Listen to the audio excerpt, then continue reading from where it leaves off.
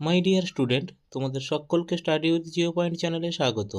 আশা করছি তোমরা সবাই ভালো আছো। আমার প্রিয় ছাত্রছাত্রী, যারা 2025 সালে উচ্চ মাধ্যমিক পরীক্ষা দিতে চলেছ, তাদের জন্য আজকের আমি একটি গুরুত্বপূর্ণ ভিডিও নিয়ে হাজির হয়েছি।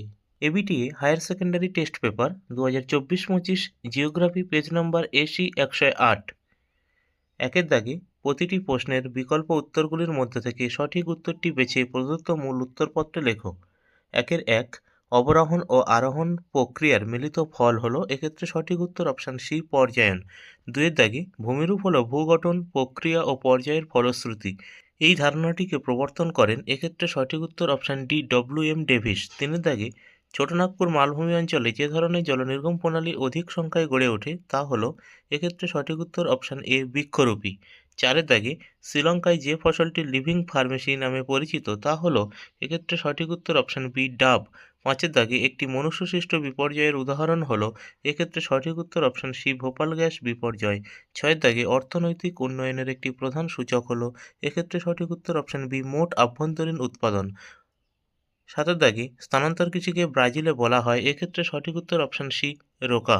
আটের দাগে স্পোডোসল মৃত্তিকার একটি উদাহরণ হলো এক্ষেত্রে সঠিক উত্তর অপশান এ, পর্জল। নয়ের দাগে কনারভেশন শব্দটি প্রথম ব্যবহার করেন এক্ষেত্রে সঠিক উত্তর অপশান সি, প্যাট্রিক গ্রেটেস। দশের দাগে নদীর পুনর্যৌবন লাভের ফলে গঠিত হয় না এমন একটি ভূমিরূপ হলো এক্ষেত্রে সঠিক উত্তর অপশান বি, মোনাডনক।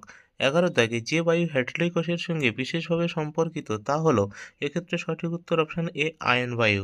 12 দাগে সংরক্ষণযোগ্য উদ্ভিদ ও প্রাণীদের সংখ্যা যে পুস্তকের মাধ্যমে প্রকাশ করে তাকে বলে এক্ষেত্রে সঠিক উত্তর option C, red data book. 13 দাগে মরু ক্ষয়চক্রে ক্ষয়ের শেষ সীমা হলো এক্ষেত্রে সঠিক উত্তর অপশান বি, ভৌম জলস্তর।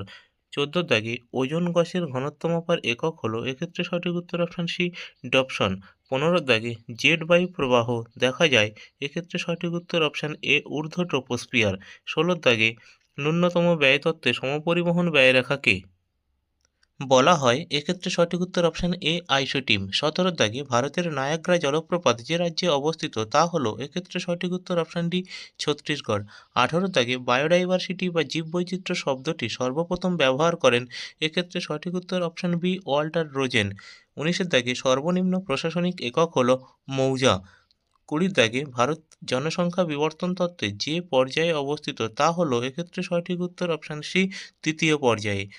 21 দাগে প্রাথমিক অর্থনৈতিক ক্রিয়াকলাপের সঙ্গে যুক্ত কর্মীদের বলা হয় এক্ষেত্রে সঠিক উত্তর অপশান এ, লাল পোশাকের কর্মী।